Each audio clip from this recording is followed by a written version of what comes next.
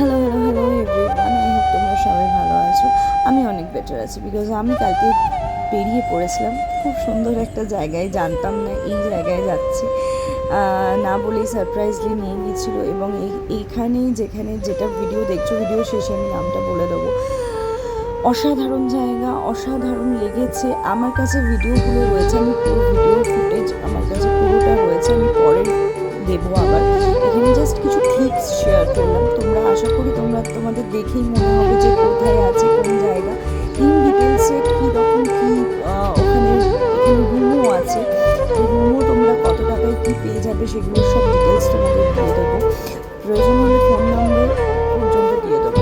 ভীষণ নস্টালজিক একটা জায়গা। আজকালকার দুনিয়ায় আজকের ডেটে বাইরে যেমন যেমন দেখি, সেই জায়গাটা, সেই জোনটা থেকে পুরো বেরিয়ে আসবে।